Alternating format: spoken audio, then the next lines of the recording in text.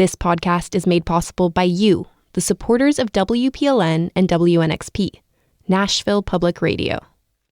This is the Nash Villager Podcast.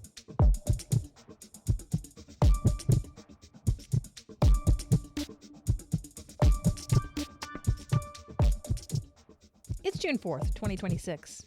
On this day in 1912, Massachusetts became the first American state to pass a law mandating a minimum wage. It was the reaction to a landmark labor strike, and it followed the example set on the other side of the globe in New Zealand and Australia. Both of those nations began adopting minimum wage policies in the 1890s. But for the United States as a whole, the concept wouldn't take hold until almost a decade into the Great Depression. That's when the Fair Labor Standards Act of 1938 was signed into law. I'm Nina Cardona, and this is your daily digest of what's happening around Middle Tennessee with context and backstory from Nashville Public Radio, WPLN News. Today, nearly 90 years since the establishment of the federal minimum wage, an awful lot of states have decided it isn't enough. 30 states and the District of Columbia have their own minimum wage that's higher than the federal one. About 20 of them have things set up so the wage automatically adjusts as inflation rises. And on top of that, 68 towns, cities, and counties have layered on their own. Now, there are different approaches to pushing the wage beyond the federal minimum. Some places have exemptions for small businesses or certain classes of workers, like teenagers or seasonal help. But for the most part, those communities and states have decided the federal government doesn't keep up with the economic pressures at play, and the people who live there need to be paid a little more if they're going to be able to live off of the money they make. And that's the basic idea of it all, right? In the lead up to the Fair Labor Standards Act, President Franklin Delano Roosevelt worded it as eliminating, quote, starvation wages. In other words, before the minimum wage, people could work all week and still not make enough to feed their family or pay rent on anything that qualified as a decent shelter. And from a more macro angle, economists at the time pointed out that the same businesses that wanted to cut their workers' wages to the quick would do better if even the lowest paid workers made enough to, spend a little. The original proposed federal minimum wage was 40 cents an hour. Southern congressmen complained that employers in their districts would go out of business if they had to pay people that much. They gave speeches saying 40 cents per hour and 40 hours per week wouldn't mean anything to a worker who lost their job because wages were too expensive. So it was whittled down to a quarter an hour. But the bill did pass, establishing that 25-cent wage. And ever since, there has been a federal minimum. Now, here in Tennessee, that federal standard is it. Ours is not one of the states that is layered on anything else. So here, the minimum wage now is $2.13 for people who earn tips, $7.25 for everyone else. Now, if someone up in Bristol, Tennessee were to cross over into Bristol, Virginia to work a minimum wage job, they'd make nearly $13 an hour. It's $8.75 in West Virginia, $11 an hour in Ohio and Arkansas, $15 in Missouri. And that's just looking at states that aren't too far from us. But again, here in Tennessee, the minimum wage is still $7.25. That amount was set in 2009. The economy has gone through some major fluctuations since then, along with the usual cost of living increases. $7.25 doesn't buy as much as it did nearly 2 decades ago. Since 2003, the economists at MIT have had an ongoing project they call the Living Wage Calculator. It takes into account what the typical costs are in any given state for necessities like food, rent, and transportation, along with what folks have to pay in taxes. And all of that is used to determine how much someone needs to make in order to get by without going on public assistance. According to their calculations, which were updated earlier this year, the current living wage threshold in Tennessee is more than $21 an hour. Now, for a single person living alone, no kids, the amount you need to make per hour to stay just at or above the federal poverty line is $7.67 per hour. So even that is 42 cents per hour more than the current minimum wage. And that's assuming a person is able to get on their work schedule for a full 40 hours per week. There have been attempts in recent years to add Tennessee to the states that set a higher minimum wage than the federal standard.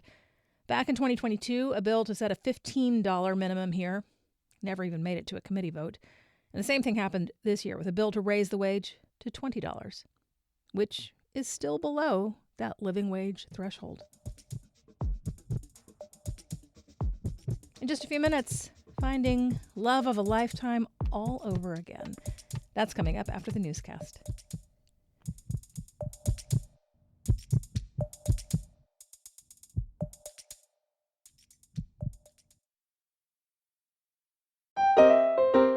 Here's a curious Nashville question. Whatever happened to the highly touted all-electric buses that WeGo ran for free in downtown? Short answer, they stopped in 2021. Then the manufacturer went bankrupt. So Nashville isn't alone in shelving EV buses. Nashville is finally removing its 2 obsolete bus chargers. So in just 11 years, we've gone from the first hyped ride on an EV bus to no sign they were ever here. Here's the latest from WPLN News. Some North Nashville residents are expressing concern about plans at one of the neighborhood's signature institutions. Fisk University intends to build a 30-megawatt data center as part of a larger campus renovation. University leaders say the 100,000-square-foot facility will give academic departments access to intensive computing and data storage resources. Fisk would also be able to partner with commercial entities who want to use the center. But nearby residents tell the Nashville Banner the plan caught them by surprise. Around the nation, people in many communities are voicing opposition to data centers for environmental reasons and because they can be loud. The center Fisk wants to build would get its power from Nashville Electric Service rather than generating its own electricity. It would use a closed-loop cooling system to reduce the draw on the municipal water supply. So far, more than 100 people have signed a petition calling for a stop to the data center plans. You can hear more about reactions to data centers in Tennessee on yesterday's episode of the Nashvillager podcast. This November, Tennessee voters won't just be choosing their new governor and congressional representatives. They'll also have a say in potential changes to the state's most foundational document, the Constitution. 3 amendments will be on voters' ballots. The first would remove the right to bail if a person is accused of certain felony offenses and, quote, proof is evident or the presumption great.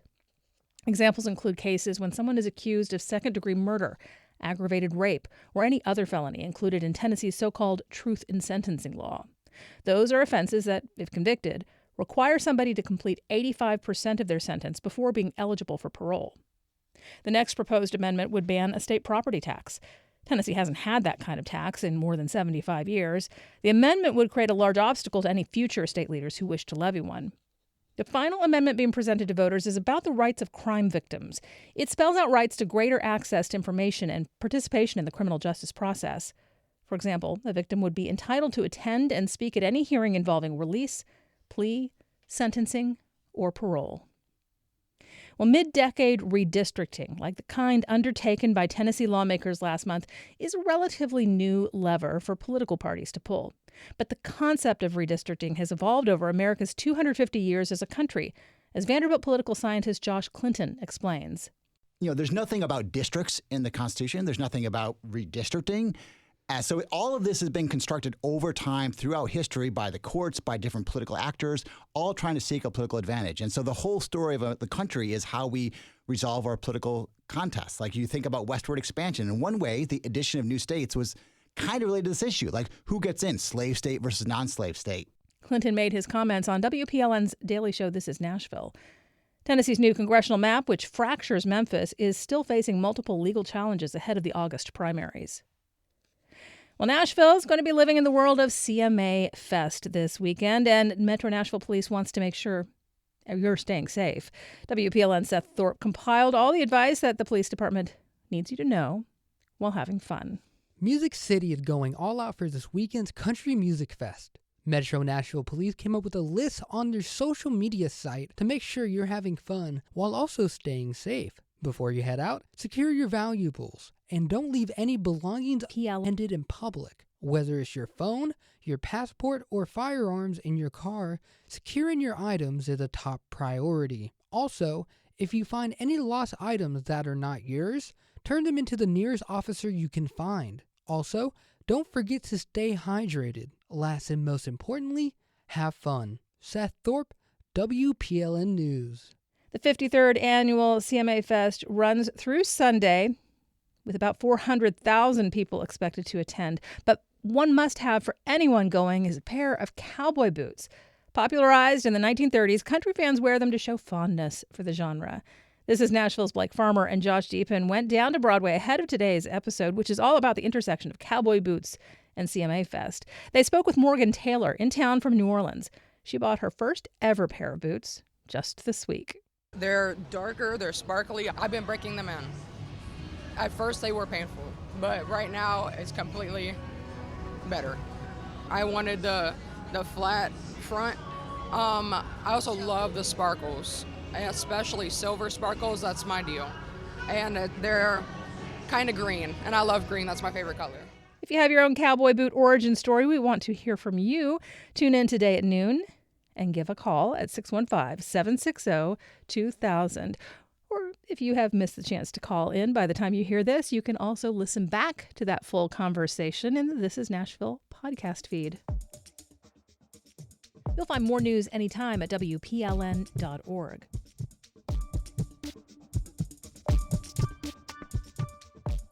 Sheila McGee wasn't looking for a life partner when she joined 50 Forward in Donaldson after losing her husband of 40 years. She went to stay fit and avoid isolation that many older adults struggle with.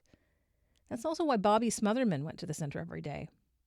Months after meeting, Sheila and Bobby were engaged. They share their full story on This Is Nashville.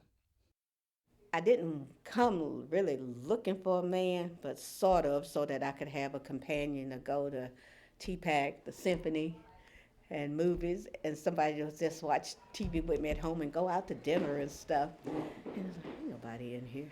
And all right, guys, let's get started while the last one gets settled. one day I went in this arthritis chair exercise class.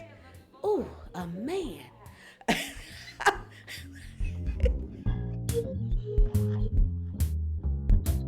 I guess I wasn't looking for a relationship or anything, because once a lady told me in one of the classes I was like the fox in the hen house. And I said, I don't know why. I just come here, exercise, and then I speak to everyone, and then I leave and go walk my dog. I asked some ladies, was he married? And they said no, but he's getting ready to have shoulder surgery. Light bulb. Maybe we could all coordinate taking him some food. He didn't say no, but... I have had food poisoning several times in my life. I got to see a person's kitchen. And their car, you said. And their car, yes, before I eat their food. But she kind of won me over. She got me to come watch the playoffs in 2024, only to find out she didn't really know that much about football. Still don't. For Easter, he came. Those were my butterflies then. Every time he come to my house, I had 2 chairs facing the TV and the sofa on the side. He always sat in one of the chairs. He don't never sit on this sofa. Probably for me, sitting at the pool, we were laughing. Neither one of us can swim. I don't know what we were talking about, but it was funny. We just started laughing. All of a sudden, my feet just floated up in the air, and I just started floating away. I said, hold me. This was nervous for me because I hadn't been in the dating field for 40 years. You still have that nervousness because even though you're older and you have the experience of dating and things behind you, you still are meeting a new person. She's easy to talk to, so that made it easier. When I turned 70 on Sunday, I felt like God gave me an extra boost. I got more energy. Been on a high. Yeah. Like, we're trying to figure out where we want to get married at. And I'm looking at the sign behind it that said, make your dreams happen. oh, We want it to be something that's unique and different. Wherever she wants to go, I'll be there. Lord willing, I will be there. it's a mindset. You don't want to say my life is over just because I've retired and I'm not going to do anything. This is like, yay, I get to do this. I get to travel. I get to, go here, there, everywhere, and just do what I want to do on my time. That's from the This Is Nashville series Next Age Season 2, which aired last month. The focus was on love, body, and belonging as we grow older, and you can hear all of those episodes in the This Is Nashville podcast feed or at thisisnashville.org. We do this roundup of Nashville news every weekday. Please consider subscribing on your favorite podcasting app. And thanks so much to all of you who've left 5 stars, a thumbs up, or a review in your app of choice. That little bit of love really does tell the algorithms that more people should hear about us. And of course, everything at WPLN News is listener supported. You can make a donation at WPLN.org. And that's it for today. Thanks so much for listening. Let's make this day a good one, and we'll catch back up tomorrow.